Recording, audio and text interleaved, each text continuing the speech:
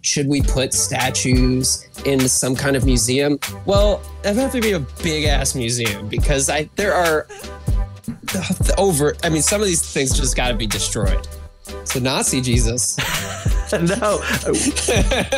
You don't even know. We're going to get to Nazi Jesus. We're not even close yet. They can't handle the real Jesus. They're talking about they're going to take down our Jesus statues, but the very few statues we have of that's more close to who Jesus actually was, they can't handle it.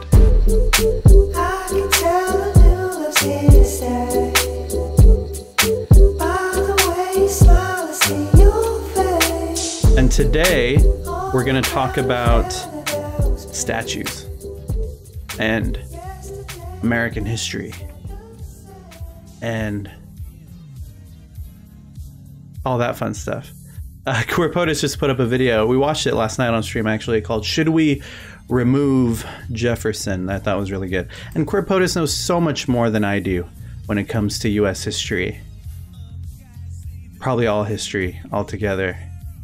I feel like I don't really know that much, especially around these statues. I mean, like the Confederate statues.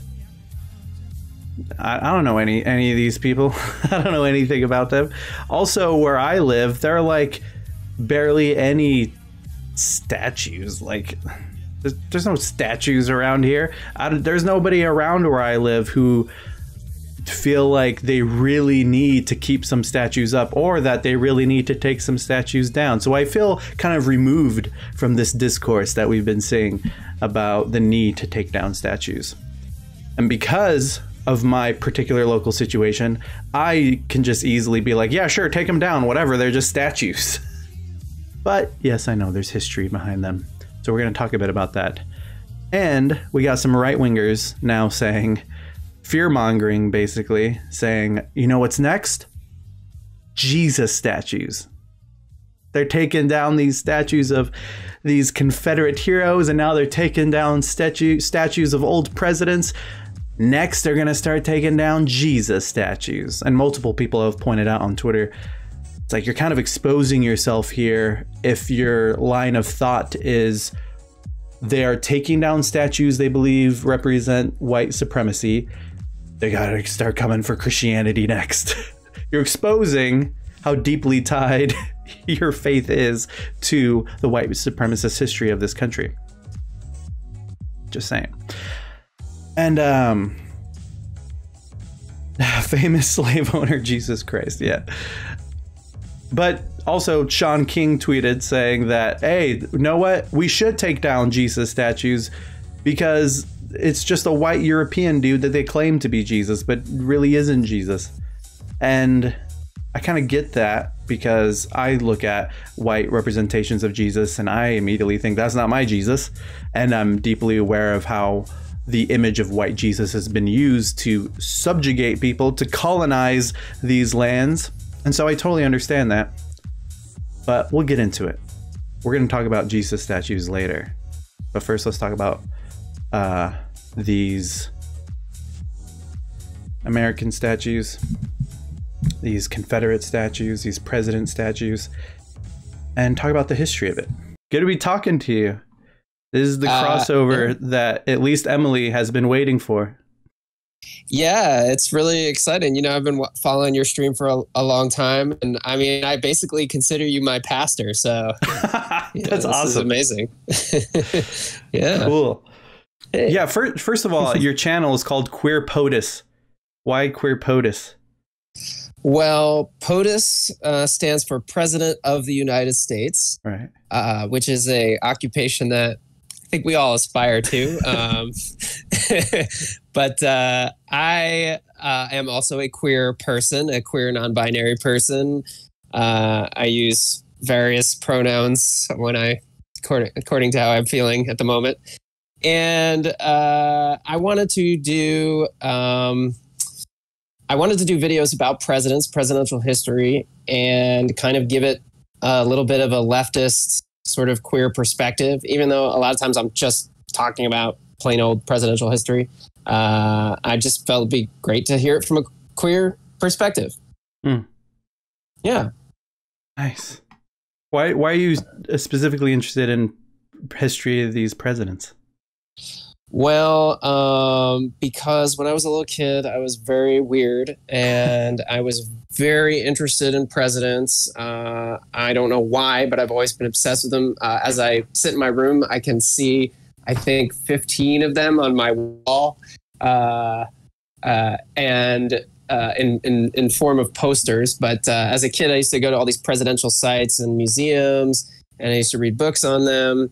And then that just sort of blossomed into a general sort of love of history. But I already knew so much about presidents going into YouTube that I just thought I could just dump all of my knowledge on whoever is interested very quickly and start a channel that way.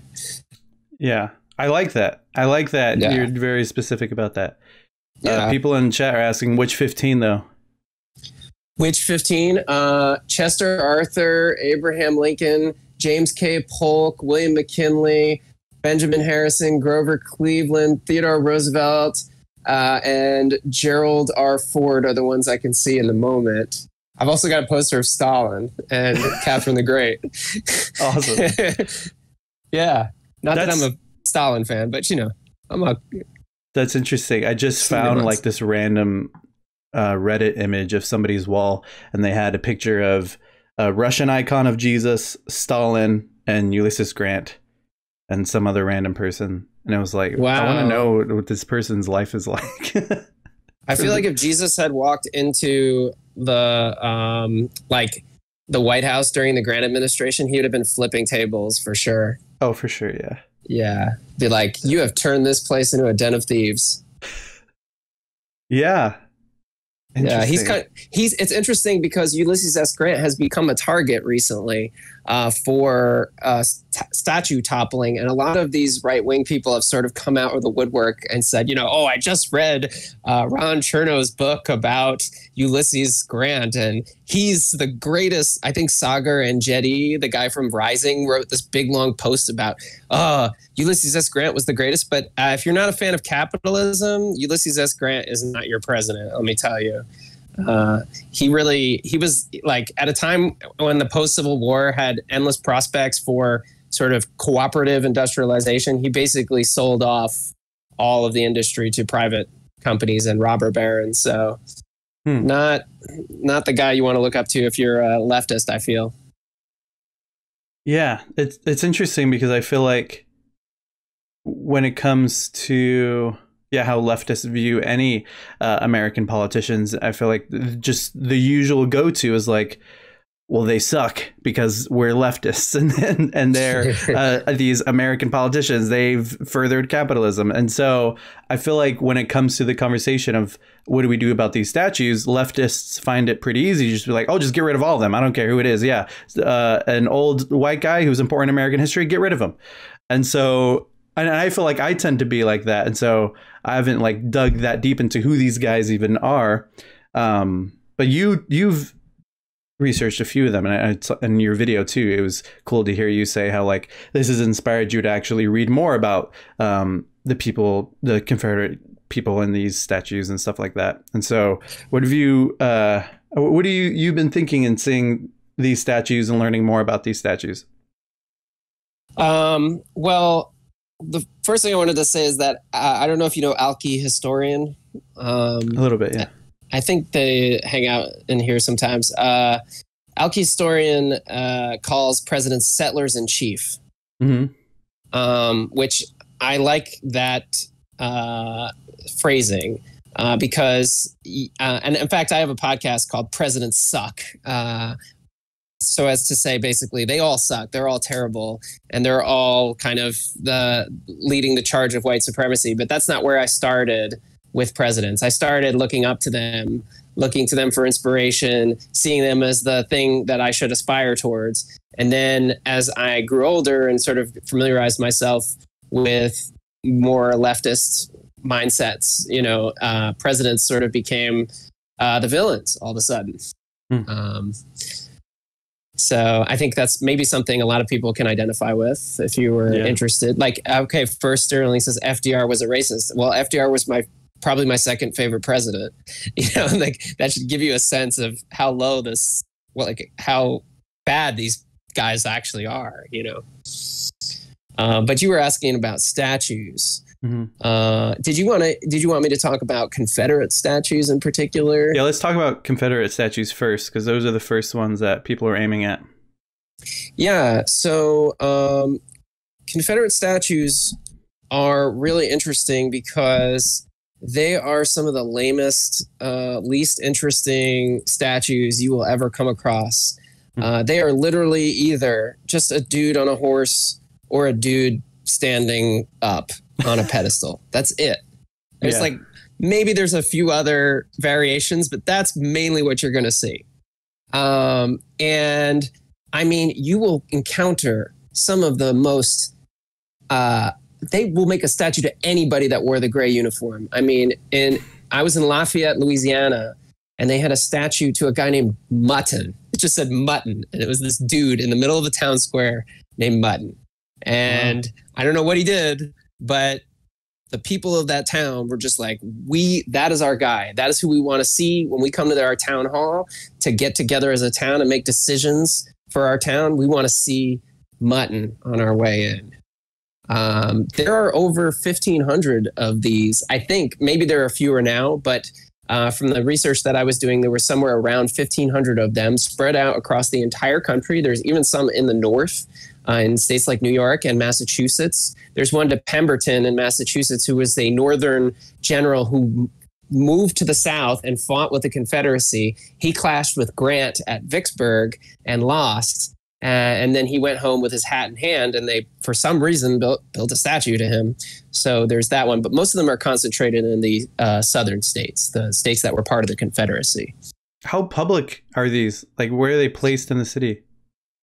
I was traveling through Tennessee not too long ago and stopped in a small town, and there was a Confederate monument right in front of the courthouse, on basically as high up on a hill as you possibly could get in the town, overlooking the entire town. So these are often very prominently placed statues, very intentionally placed. One of the people I research a lot is Woodrow Wilson and his wife, his second wife. I should know, not Ellen, Edith Wilson was a daughter of the American Confederacy. And in her memoirs, she talks glowingly of Robert E. Lee and the raising of the Robert E. Lee statue in Richmond, Virginia, which is just a gigantic, she was there when it was unveiled. It's this gigantic statue with a horse. Robert E. Lee is sitting on top of it.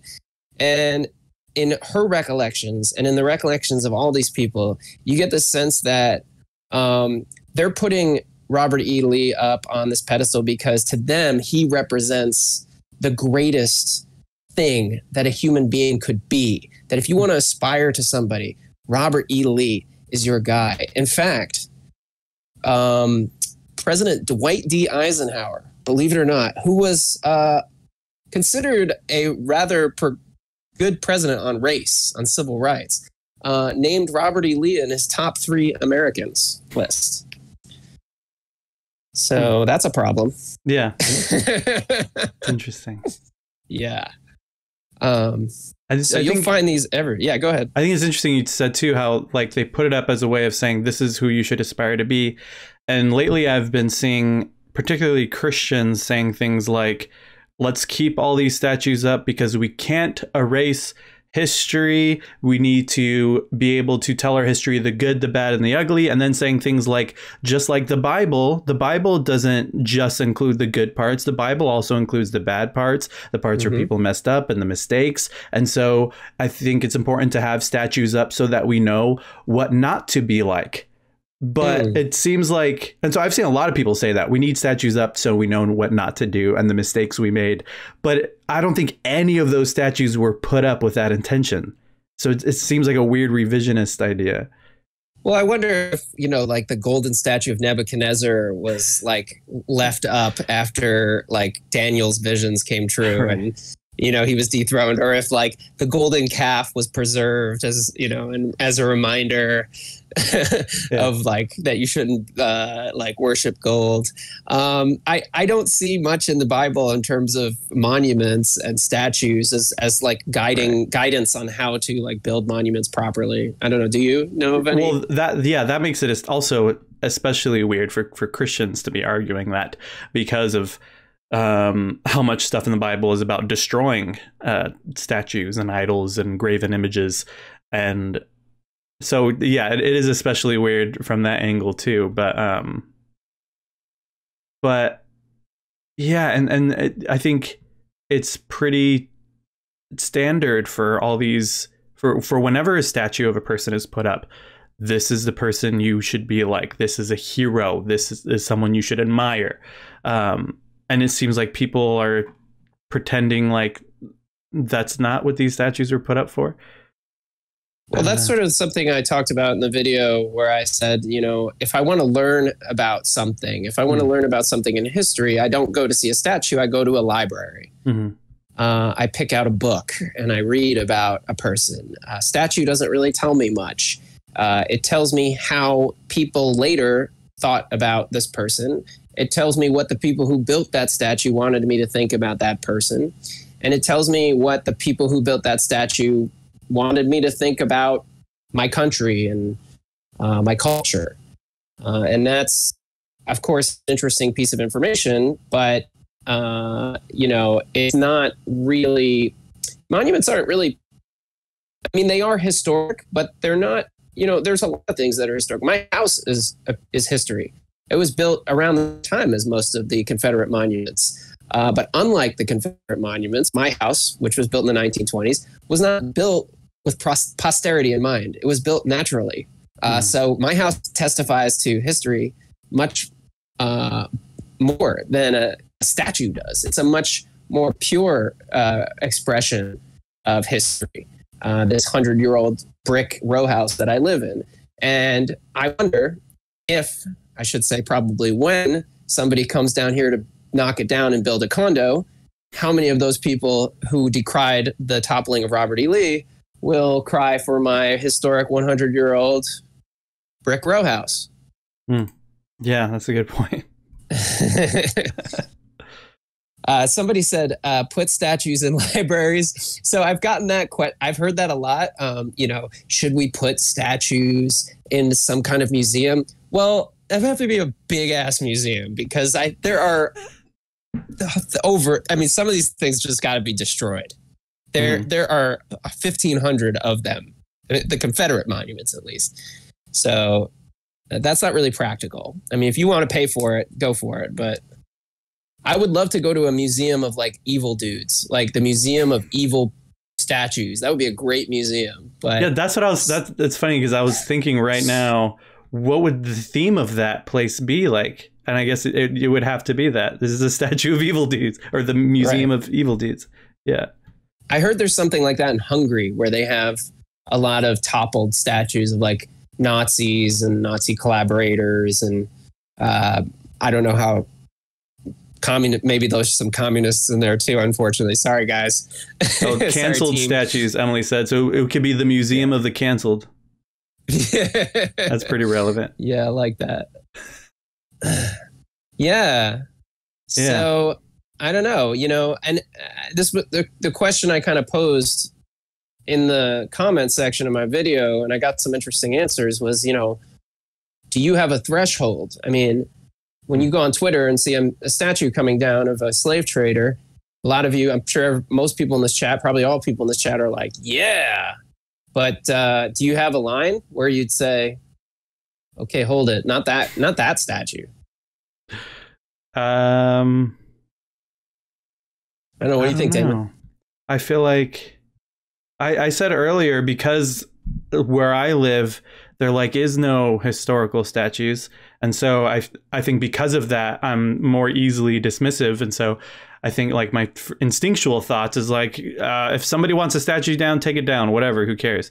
But it's, but I guess if like I had to really think about it, I'm not sure. Maybe like, I think the first, another thing I thought of is MLK statues. I probably wouldn't want any MLK statues taken down. But then again, I also think MLK probably wouldn't like that there's a statue of him. And I think like there's even certain people like Dorothy Day who said that she didn't want to be made a saint because it would elevate her too much and make people not actually want to live the type of life she lived because she's too elevated. And I think other people have said similar things like, don't put me on a pedestal after I die, because that will give you an excuse to not actually live the type of life I try to get people to live. And so I think about that too, where it's like, I feel like so many people that there is a statue of probably would have been pretty mad that there's a statue of them.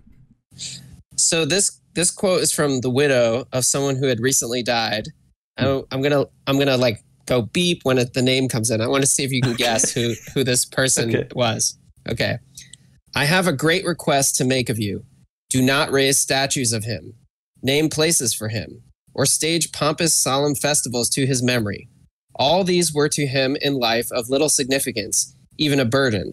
Remember how many are impoverished and in disarray in our country. You wish to honor the name of blank, then establish infants' homes, kindergartens, houses, schools, libraries, ambulances, hospitals, homes for invalids, and above all, create a living testament to his ideals. Has anybody in chat maybe now? Who's recently died? No, died almost 100 years ago. Oh.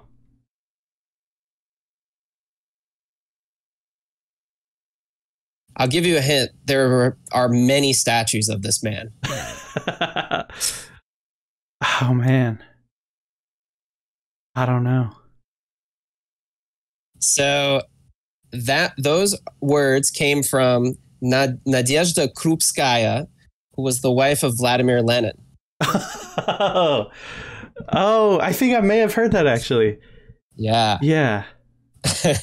So she was very much against the mummification of Lenin. Lenin was mummified. I've actually seen his body.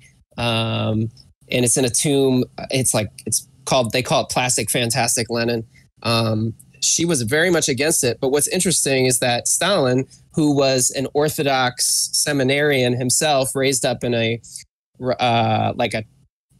seminary school, was very supportive of this mummification process and of this sort of canonization of Lenin to kind of turn him into a harmless icon.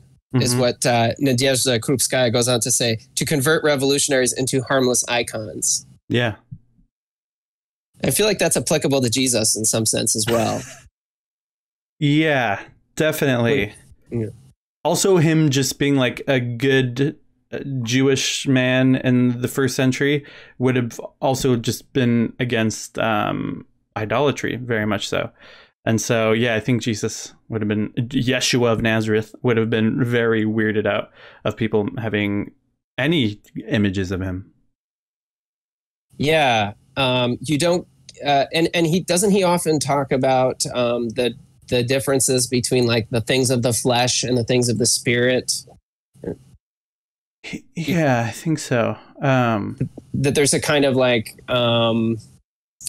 maybe that he's not trying to build physical things always. He's always saying like, storing up treasures for yourself on this earth.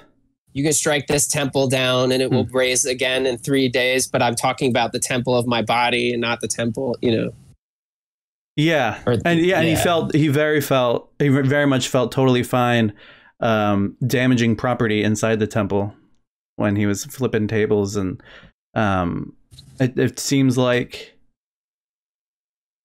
there's like when it comes to religious symbols, I think people tend to forget that these symbols are pointing to something else. And so, like I'm reminded when I was a kid and we would have Bibles and they would make a huge deal out of these Bibles that we had as kids in kids' church. And someone would accidentally drop one on the floor and people would be like, oh my God, that's bad. And then we'd be like, oh wait, it's just a book. It's just some papers. It's okay. But there's people who are like, get really scared about that stuff. But I think Jesus very much would be like, no, it's about what it points to. It's about what it's a symbol of, and not to get too caught up in the thing in itself.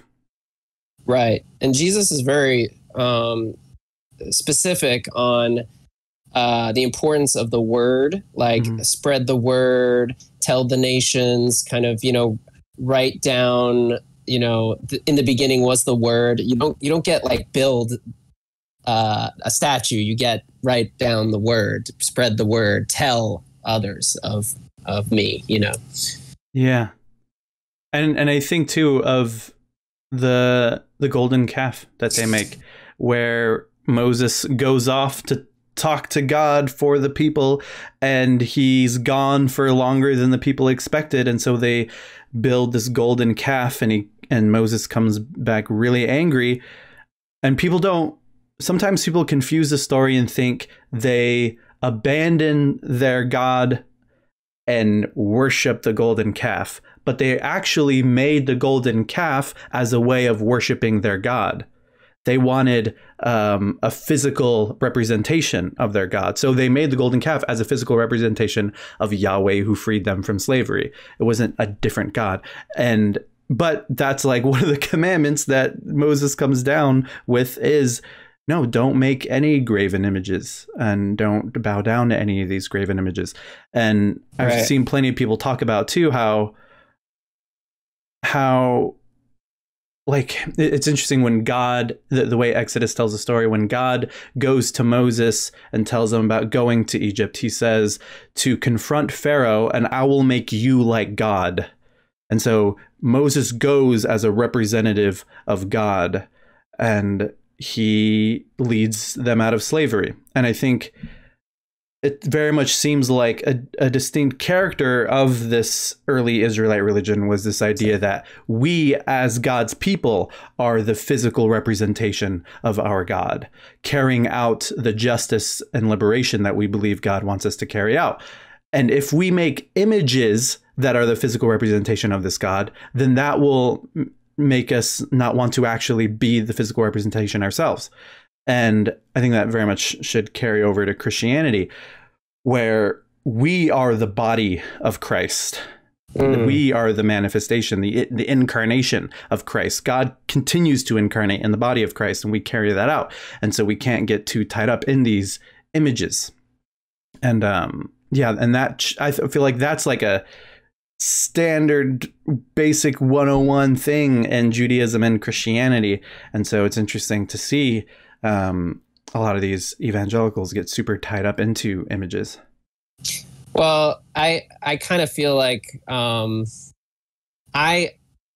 not a believer in the divinity of Christ or anything like that. But if I were, I'd have a hard time calling myself a Christian, because I feel like the Christians of today, and of course present company, like huge exception for present company here, are kind of the Pharisees. When I read the Bible and I get to the Pharisees, I see modern Christians.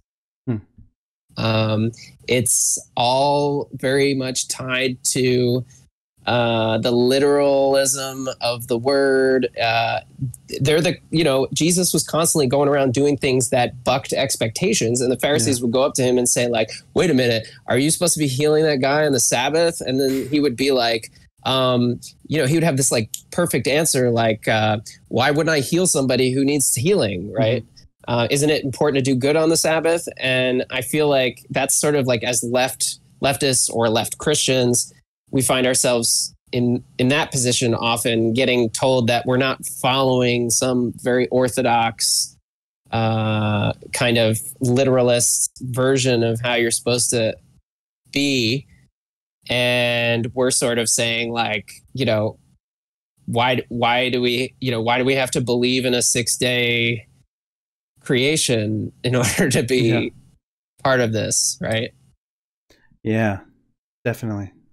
I think there are a lot of people who grew up in like a very conservative, belief-centered Christianity, and now feel like they're returning to the Christian faith they grew up with that is actually more practice-centered.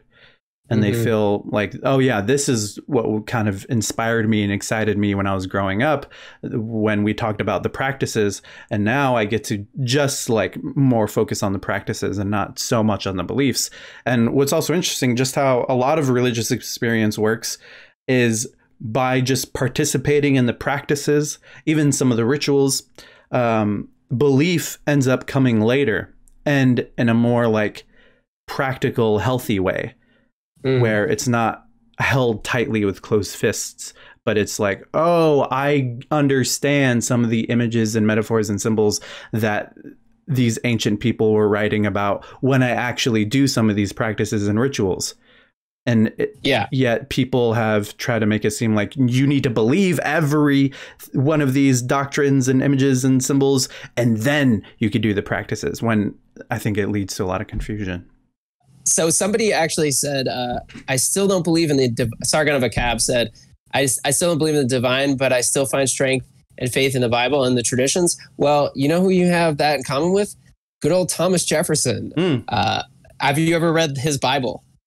No, but I know a little bit about it. Yeah, he rewrote the Bible and removed the divine, the magic, basically. He took all the magic out of it. And a few other things, and sort of wrote this like rational person's Bible, if you will. Which is kind of interesting.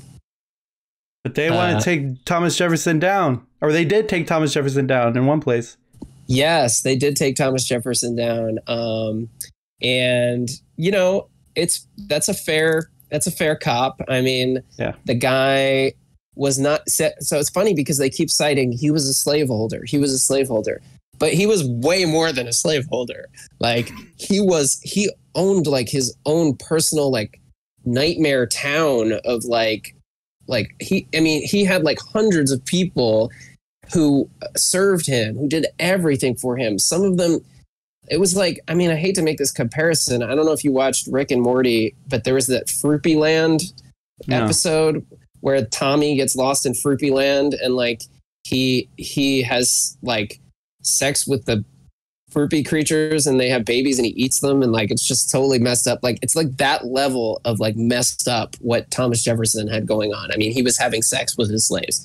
He was selling children and parents away from their families to turn a profit. And a lot of times he wasn't even there at the plantations. He was just gallivanting across Europe, making, and just sort of making these deals on the side to keep him afloat. He was having sex with people who were underage.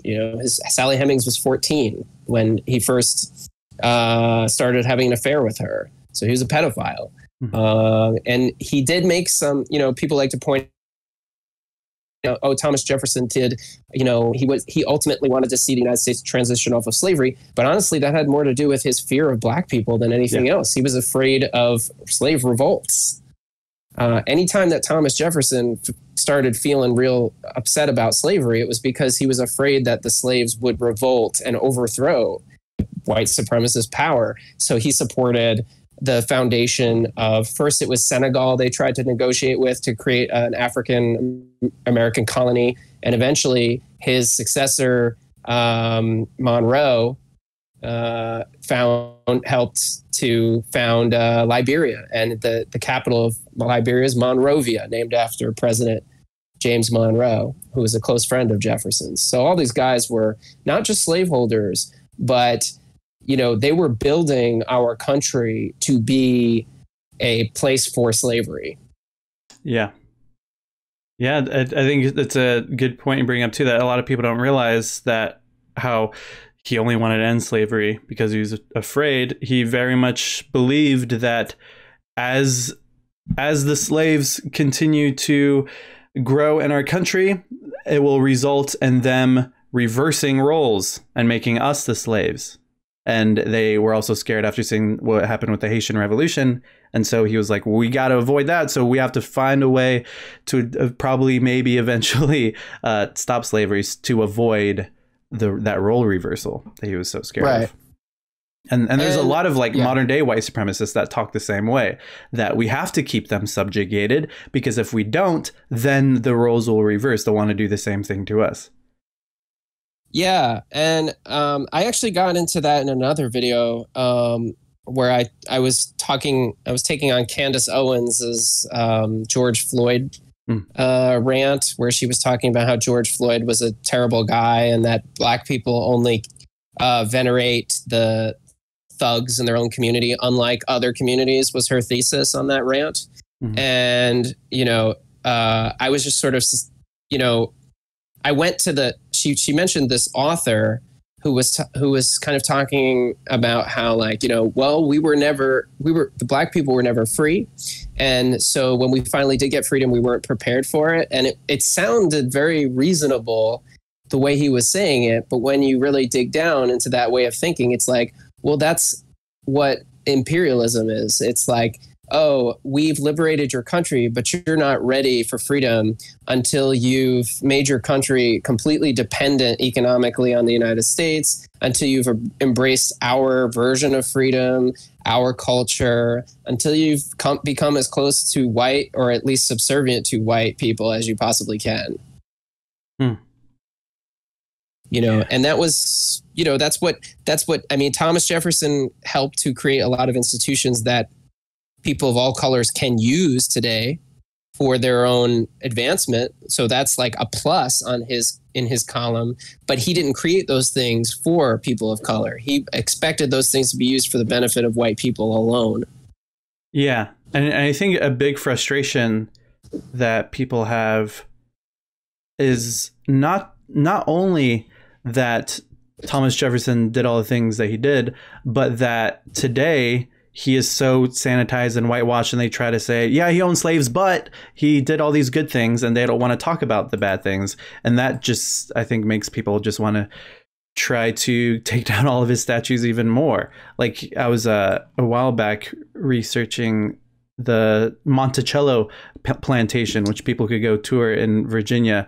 And at those tours, it's totally like sanitized Thomas Jefferson. Like, yeah, he owned slaves, but he was very nice to them. He owned 600 slaves, but he did free 7 of them. He was very nice to those 7. And his first memory apparently was of being as a child in the hands of a slave woman. That was a very fond memory of his. Also, his last moments was with a slave that was taking care of him on his deathbed. So it's like he was kind of a good guy. He was born or he was nursed by a slave woman. Yeah, is like part of the whole structure of the oppression, was that they used these people as milk, to give milk, they weaned, they used them these people were were machines, they were products, and they were forced to and it created this thing where it was I was weaned on the milk of a woman, a Black woman or something, or I was, when on my deathbed, they were there. That was my family. I cherished my family. And you get a lot of these sentimentalized accounts from slaveholders where they talk about, John Randolph, who was related to Jefferson. There's a great story about him in a book called The Internal Enemy, which I highly recommend. It's about slave revolts during the War of 1812. And in that book, John Randolph talks about this enslaved man who works for him named John. And he says, I have had no better friend than John. I don't, even among white men, I don't feel as comfortable as I feel around John. It's so beautiful. Oh, he's my best friend. Well, John goes to a pub and gets into a scrape, and he gets arrested. And Mr. Randolph leaves him in jail for 3 days before paying his bail. And then he makes him go work out in the field for 3 months before letting him back in the house. So clearly the dynamic there was not, we are friends, right? Mm-hmm. What was I'm not shouting? Oh, that's good. Yeah, it says, when I went to Mount Vernon, they had a guy pretending to be Washington's slave butler who talked about how kind of a master he was. And the plaques in the slave quarters were all about how humane it was / comparatively. Yeah, they say that about every Jefferson Davis was super nice to his slaves. Robert E. Lee was very nice to his slaves. If you go to somebody's house, historic house, that's what you're going to hear. Yeah. And you know. So it was interesting where the monster said, we can't have a decent, fair assessment until the false legend is destroyed, which is kind of what I was saying. Like, you want to have an honest conversation about this. You haven't been honest this whole time. Right. It's so weird.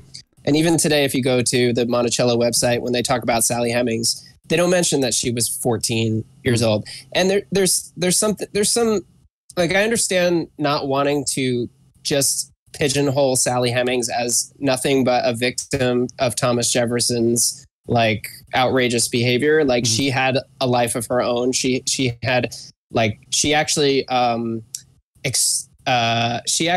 negotiated with Jefferson for better terms for herself and her children than most of the other people on the plantation. So there's a story to her as well, that within that system of oppression, she was able to find a way to, you know, like, she had will, you know, she had the will to act. So I understand not wanting to just completely portray her as a victim. You know, she was a human being and her life was multivariate, but to not mention that she was 14, you know, that's a pretty big omission. Right. So I also see no problem with taking down these statues of Jefferson or even Washington. What do you think? I don't have any problem either. I don't really see the American story as the story of Washington and Jefferson. I see the American story as a story that is much, much longer and wider. And I think that's wider with a D, not whiter. Wider. Sorry, wider. Like, yeah. I mean, you're on the West Coast, right? Yeah. Well, there were Russians and Chinese living there and with forts and for a long time. Like, for as long as for maybe about half as long as the United States has existed, there were Russians out there in California. There was also like for multiple times as long as the United States has existed, there were all different kinds of nations and civilizations. The story of this continent is so lush and diverse, and we're just like a sliver of it. This country itself, is so diverse, and the contributions of so many people. If you know, Thomas Jefferson and James Madison, all these guys may have written certain things and created certain institutions, but people of all colors defined what those institutions became. Yeah. It wasn't just devised in, you know, like Dave Rubin's, you know, idea of a like Enlightenment debate room where they just like thought about it real hard and came up with some great ideas for a country. Like It was, you know, it was action, it was people, it was interaction, relationships that created it. Definitely. Yeah. Interesting. So what do you think about, so what is the origin of white Jesus? Well, it seems like many people have pointed out, all cultures have a depiction of Jesus that looks like them. However, the fair-skinned European depiction of Jesus by fair-skinned Europeans, I think, is different than all the other depictions of Jesus that looked like their people, because the white Jesus was used to colonize others. You have all these other cultures where their Jesus looks like them, but it's more because that's their culture. But the whites who used white Jesus to colonize other people. And so you see that with the British and the Spanish doing that and colonizing the Americas and using a white Jesus and a white Virgin Mary, like I'm especially thinking of the Spanish Catholics using the Virgin of Guadalupe, who was pale skinned just like them, and saying there's miracles tied to this image, and so you have to follow this image. And it was used to say, follow this new religion of a God that looks like we do and not like you do. And so it was deeply tied in getting people to obey the white man, and through this white supremacist theology, getting people to subjugate themselves so that the colonizers don't always have to. And so when I see depictions of white Jesus, I, of course, think of that and think that's not my Jesus. But also, of course, as plenty of others, there's plenty of people who don't think what I just said, but I know plenty of Christians who at least think, wait, he was Jewish and Middle Eastern. So it's a little weird. I had a old pastor friend who he was a youth pastor at a church, and in the back of the church there was a framed picture or a painting of a white blonde Jesus, and he hated it so much. And it's like every week he would see it, and then he ended up, and he was white too, but still he knew like that's not Jesus. And then he ended up leaving that church. He got a different job at a different church, and the pastor on his way out ended up giving him that picture as a gift. He was like, I know you hated this thing, here, you could have it. But it's so I know there's plenty of Christians that even white Christians that feel weird about it, even if they're not aware of the colonization part. Right. They know that that's not Jesus.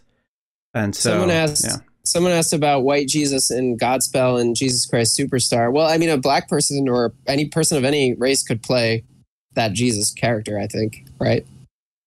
Yeah. Yeah. Doesn't have to be a white guy. I think at this point, when it comes to movies, it's especially because of how many actors want jobs, I think it's wrong to have a white guy play Jesus. Like, yeah, I think Jim Caviezel sort of killed it. Yeah. It's so yeah, I think but I did also want to talk about the actual Jesus statues that are in the United States. And there's not that many. I did some research and looked up monuments and Jesus statues. So I'm going to go through them. I'm going to show my screen. Yeah. I think it's super interesting. Let's first off, we got this Jesus, Christus, in Indianapolis. It's just a 5-foot statue. But this is it was put there in 1960, but this isn't a cemetery. So it's like, it makes sense. That's not right. Nobody's going to probably want to tear this one down. It's just a 5-foot Jesus in a cemetery. Let's move on. Then we got Christ of the Ohio. This is a little bit taller at 11 feet. And this is in Troy, Indiana. But it's like in the middle of the woods. Like, it's kind of difficult to find. And people actually see it from the river. Ships see it from the river. And it's just chilling there, and people see it. Christ of the Ohio, put there 1956, and it was put there. So you're saying, say that again? You're saying we'd want to commandeer a battleship and just fire a cannon at it? Well, I think it's not that big of a deal. It's like it was actually made by a German prisoner of war during World War II. Oh wow! So it's like it's a Nazi Jesus. No, you don't even know. We're gonna get to Nazi Jesus. We're not even close yet. I think this one's pretty harmless, though, is my point. Especially because it's just in the middle of the woods. It's not affecting anybody. Compared to, like, we're talking about the Confederate statues, which was like in front of town hall and all that. Okay. Oh yeah. Then we got Sacred Heart of Jesus in Indianapolis. So all these are in Indiana, by the way, so far.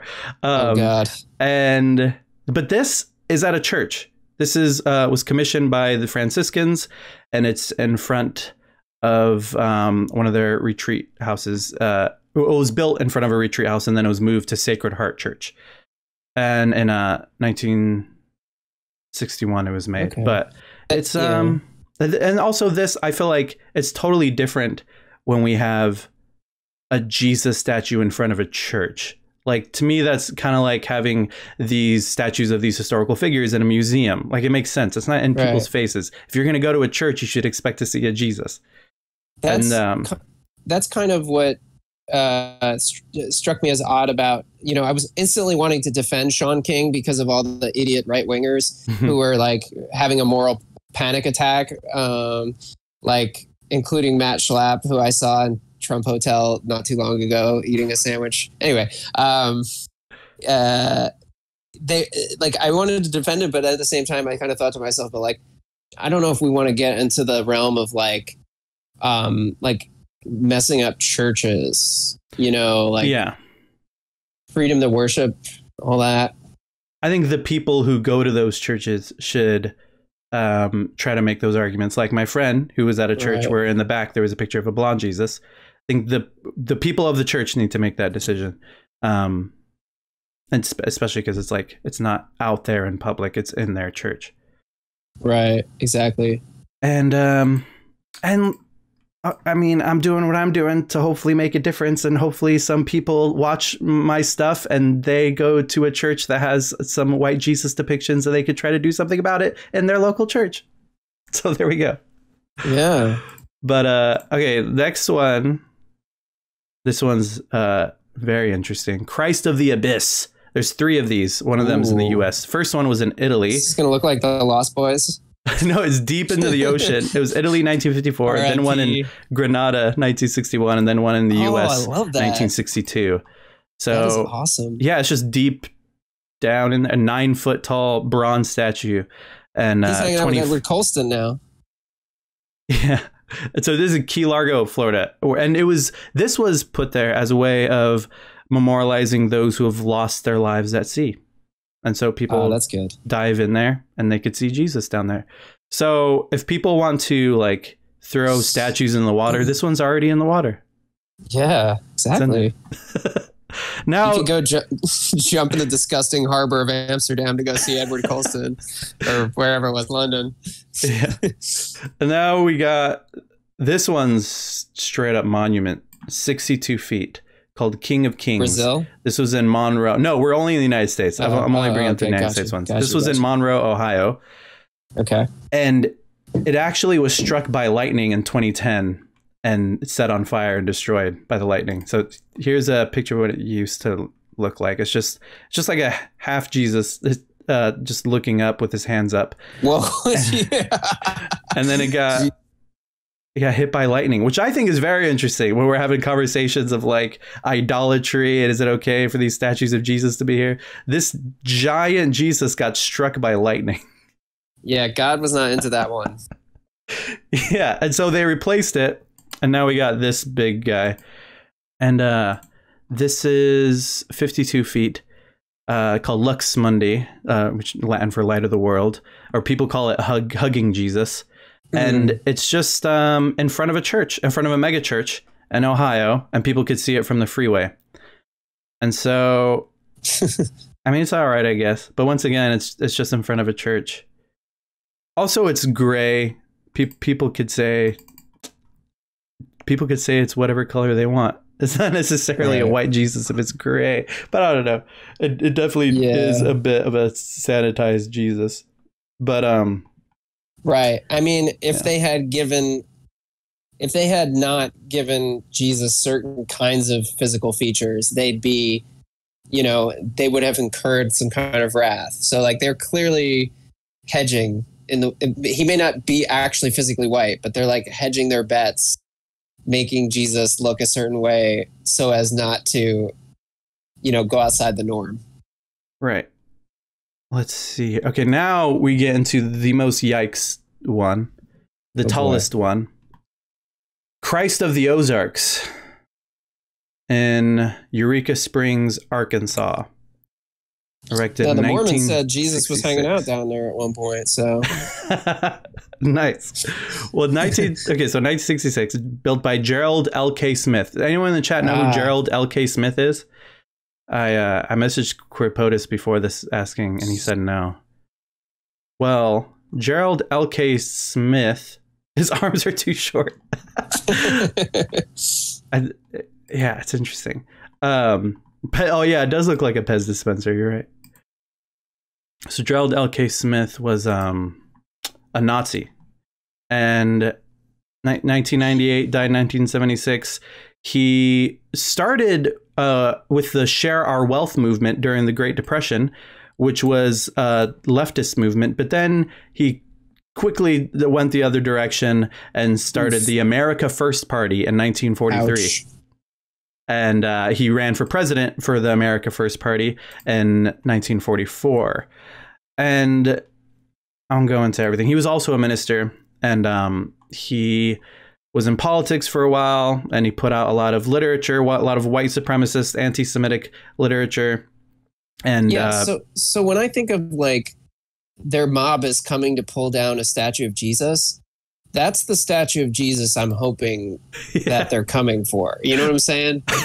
Yeah. And so he ended up building that late in life. So he had done a lot of work with white supremacist ministers and politicians, and then he chilled out toward the end of his life. And then in the 60s, he retired and moved to Eureka Springs, Arkansas, and bought and renovated a mansion there. And he had been a while. A lot of the heat had come off him, and he decided that he wanted to build a religious theme park there. And so his property was very much outside the city, and so he had a little bit of freedom there to build. And he wanted to build this giant 7-story Christ of the Ozarks as part of the theme park.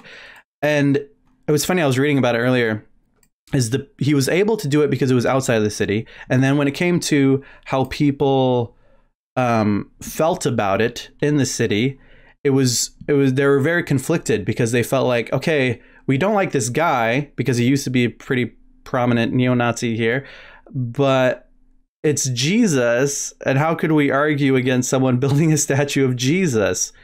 And so they just let him do it. And so he had this statue built, and then he had a big theater built where he wanted to put on these passion plays. And the thing is, though, the passion plays that he wanted to put on was a very anti-Semitic retelling of the gospel story. And so, where the Jews were especially at blame. And so he was building this theme park they called Sacred Projects, and he needed a road built to the property to try to make it an official theme park. And Jewish groups of the area were against it, obviously. And so they challenged the city to not build the roads, and they ended up succeeding and not getting the roads built. And the article I was reading about it noted how ironic it was that this guy spent his whole life trying to convince people of a Jewish conspiracy against people, and then he ended up having a real Jewish conspiracy against him, stopping these roads being built. And so they're able to slow it down, and nothing really came of it, and he was really bummed. So then he tried a new strategy. He wanted to recreate Jerusalem in that area. So he wanted to rebuild a bunch of different sacred sites in Jerusalem. And I have a quote here and from the early 1970s, a flyer talking about wanting to build this. He said, important, the enemies of Christ are in possession of the original Holy Land. They are desecrating the shrines. They are building housing projects on the holy sites. We are faced with a situation where the enemies of Christ in the Holy Land will use the despoiled areas to glorify the Antichrist instead of our Savior. So that is what he sent out to try to get donations. Did you just recite that from memory? No, I just read the quote on my screen. Okay, I was like, wow, that's something really interesting thing to memorize. So he got the money to start building this thing. It wasn't finished, and it didn't get to be finished though. And then he ended up dying in the mid 70s. Still very much a Nazi. And his grave is like in that same area too, close to the statue. And then it just kind of sat there for a while, that property. And then around 2000, some new people decided to try to rebuild the thing, but not with so much of the Nazi bent, and just as a more like evangelical, biblical fundamentalist bent. And so they decided to put on the Passion Plays again, a new script that was way more tame.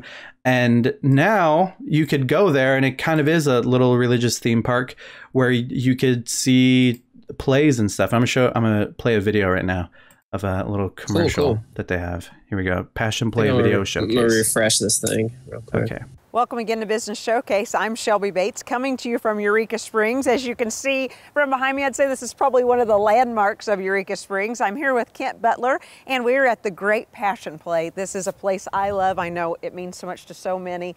Tell us about this. Well, the Great Passion Play is America's #1 attended outdoor drama. It's been performed here in Eureka Springs since 1968. Since that date, 7.7 million people have seen it. Really? Well, I've seen it several times, so I can imagine people come from a long ways to come and see this. All over the world, all 50 states last year, as well as all over the world. And we have people not only see the play, but also our Bible Museum and Arts Museum. People don't realize we have over 6,000 Bibles in over 625 languages and dialects. We have hundreds of pieces of art. The oldest pieces of art is from the 9th century. Really? So there's just some neat stuff to do and see. Oh, there is. There's a whole day of things to do here. I mean, you can come and you can eat at the buffet, go to the museums. I love to go on the Holy Land tour. It is just an amazing, inspirational place. Well, you mentioned the Holy Land tour. A lot of people don't know what that is or what it's about. It's a lot like Silver Dollar City, but back in Bible days without the rides. And you really see the Bible come to life. You know, the different characters in the Old Testament as well as the New Testament. You get to see a full-size replica of Moses' tabernacle in the wilderness. And you also get to see Jesus walk on water. That's one of people's favorite parts. This is amazing, and you play Jesus in the play, among other parts as well. Among other parts as well. It is one of the parts that I do play. There's a few different gentlemen who play the part. It's not a vacant position at all, but it's definitely something that I enjoy and am blessed in doing myself. Well, make sure and tell them a phone number and your website. GreatPassionPlay.org, and our phone number is 800-882-7529. Great. Thank you so much, Thank Kit. you.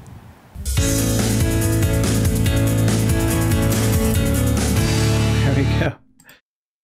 And so, Oh man, I just thought like I'm just imagining like this woman going up to the real Jesus and being like so what? So tell us what you got there. And he's just like, well, we got 4 loaves of bread and 2 fishes, and we made 5,000 meals out of it.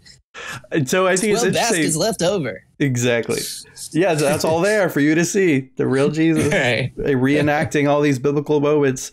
And so I think it's interesting, like now it's still like obviously super fundamentalist, literalist interpretation of everything, still a little cringe, but the source of it all, the reason all that stuff was built there was very much a Nazi agenda. So I feel like that statue should probably come down. Yeah. At least it's like if people decided they wanted to come down, I wouldn't object to it. Like that's what I mean.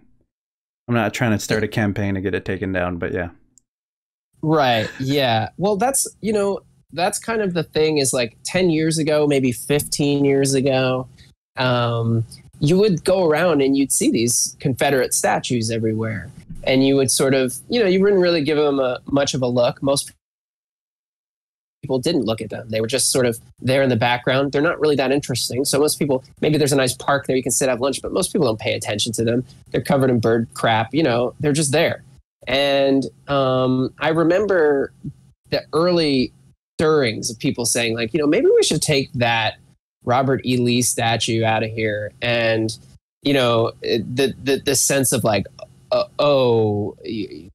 if nobody's really paying attention to it. Maybe just leave it and let's just all continue to ignore it and it'll be fine. And there was a sense that like, if we actually start doing this and start talking about removing these things, we might unearth some kind of like latent racial conflict that could explode. And, sure enough, we're still talking about statues almost 4 years into the Trump presidency, and it's one of the biggest topics in the country, even while COVID is all over the place, It's amazing. Yeah, this stuff needs to be brought to the surface. And I'm sick and tired of seeing so many right-wingers say things like, oh, white supremacy is over. KKK doesn't exist anymore. All that stuff is old. It's all gone. And by having these conversations and even taking down some of the statues and then seeing the reaction from it, we're able to say, look, there they are. They're all still here. Right. Yeah. And yeah, exactly. It's, and it shows how easy it was to ignore it, how easy it was to just go about your day and not think about it, not just imagine it wasn't even there, to walk past a Robert E. Lee statue and not give it a second thought. And then all of a sudden someone says, hey, can we not have the most racist individual we can possibly think of who like fought to subjugate African Americans in like perpetual enslavement in the middle of our town? And it was like all of a sudden, we thought we were all getting along, and boom, it was just like, oh wait, we're not getting along at all. Like we haven't we're still deep in this problem. Yeah. I wanted to show yeah. two more Jesus statues. And then we'll be Yeah, done. I've actually got some monuments for you to check out too. Have you ever seen the presidential head statues? I think so. Weren't they abandoned? Yes, you've seen those? Yeah. Yeah, those are pretty good. We can look at those. But I'll I think you'll drop find this you a link interesting. in case people haven't seen it. You'll find this interesting. Yeah. Here's Yeah, show it to me. Washington, D.C. Here's a very different Jesus statue called the Parable Statue or the Servant Christ. And looking like this. And the guy who put it there, Jim Lou Mason, 1986, the bronze statue, there's a plaque there and says, "The servant of Christ, meekly I fit my statue to your need, till my snitch heart I shall achieve my moral plan, to pass the low initial of the human heart from eminence." Wait a minute. By Evelyn Underhill. I know where that is. I never Washington, knew that DC? was a Jesus. Yeah, I live in Washington, D.C. I had no idea. That's on Columbia. Columbia Road. Yeah. Oh my God, I had no idea that was Jesus. I see that all the time. Whoa. I mean, So is that pretty public? Yeah, it's like actually the spot where it's at is kind of like a place where like homeless people can hang out and get like some water and stuff. And it's like a cool little corner on Columbia Road, but I had no idea that was supposed to be Jesus. Yeah, and so I was reading the background here, and it said it was installed in the sidewalk in front of Christ House, a medical facility for homeless men. The statue represents Christ offering to wash the feet of the people of the Adams Morgan neighborhood where the sculpture is located. The sculpture faces towards the building at a relief on the wall and under the window of a sunroom. According to the artist, the men in the sunroom window become a living part of the men and women and children of the frieze, which represents the richness of the cultural diversity in Adams Morgan. When the work was installed, people questioned why Mason would want to have the piece displayed outside where it would surely be abused. In response, Mason said there is very little they could do to him that hasn't already been done. Which I think is And I'm sure they have. Quote. It's like it's so intact. good. Yeah. So it's interesting. People see that and they're like, that's not Jesus. But it's like, if we're talking about who Jesus was, that's way more Jesus than these other statues. You know what that reminds me of? Do you remember that song? What if God was one of us? Just a stranger on a bus, right? Yeah. There he is. Like, that's so awesome that you've seen this before. Oh, many times. And I just thought it was a cool statue of a little guy. Yes, you could go pray at this statue now. All right, I might do that. And now this next one, homeless Jesus, that is a bronze sculpture they put on a bench. And it was pretty much the same kind of theme. Like, this is who Jesus actually is. Jesus is manifest in the least of these. This is how we need to see Jesus. And there he is with his sleeping there. And here's what I think is super interesting. The reception has been mixed. According to NPR, the reaction was immediate. Some loved it, some didn't. Some Davidson residents felt it was an insulting depiction of Jesus that demeaned the neighborhood, which already is so interesting because, just like Jesus. Like, this feels like Jesus, if that's your reaction. And said one Davidson resident called the police the first time she saw it, mistaking the statue for a real homeless person. Okay, Karen. Another neighbor wrote a letter saying it creeped him out. But I just think it's so interesting. Like, this shows the reality of our world, that they made this sculpture representing who Jesus actually is. And he was homeless, and he showing him as a homeless man on a bench, and a woman called the police thinking it was a real homeless person. Yeah. Well, they can't handle the real Jesus. They're talking about they're going to take down our Jesus statues, but the very few statues we have of that's more close to who Jesus actually was, they can't handle it. Yeah, I feel like if you wanted people to really, if you wanted to see how people really would treat Jesus in real life, you'd have to put him, in modern clothes and make him look completely, or her even, or make this person look different than the Jesus depictions. Just look like a regular person, because that's how Jesus appeared to the people of his time. He sits down with the woman at the well. I think it was Mary Magdalene, but I can't remember. And he has the whole conversation with her. And at the very end, he just sort of reveals, that like you've been talking to the Christ this whole time. Yeah. And, all the people who he says, like, you've demonstrated your faith, and that's healed you. It's kind of like these people who had no reason to necessarily believe that Jesus was anything special, but, would still like recognize this carpenter's son as having something special. But I would also imagine that for people who see Jesus as like a figure that inspires them to, be a better, good, like capitalist, mm-hmm. To like be a more ambitious person who looked to Jesus, like pray for like a new car, or pray for like a better house, to see Jesus as a homeless person, that doesn't vibe with like what their Jesus image is. Jesus is supposed to be there to like teach them how to be like, clean their rooms and take up their cross and like go accomplish things in the world. And to see Jesus like on a park bench as a homeless person, that's not the Jesus they worship. Yeah, definitely. But what I did want to kind of conclude on here was that when we talk about statues, when we talk about how Jesus would have reacted to what's going on, to people taking down statues, we have to remember that people change and societies change and values change. And the things that we build and we create, they don't last forever, and they don't reflect our values forever. And as our values change, we sometimes need to tear down the things that we have, because like the Pharisees, became slaves to their own law. And Jesus was saying, this is supposed to free you. Like the Spirit, the God is supposed to free you, not, these laws were not created to make you a slave to the law. You weren't supposed to serve the laws. Like the laws were supposed to like serve you, I guess, in a sense.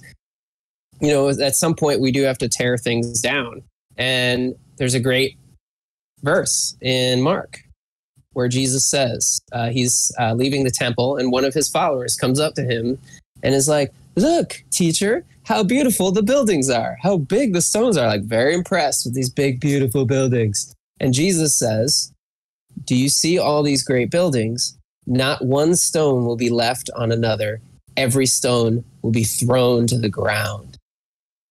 Well, there was another man who lived not quite as long ago as Jesus Christ, who was a kind of a marked man. He was a member of a revolutionary family. His brother had been executed. And he was at a university where I guess you could call him this country's equivalent of the CIA was keeping tabs on him. And he was participating in a protest. And he got sort of kicked around by the local police. It was a low-key thing.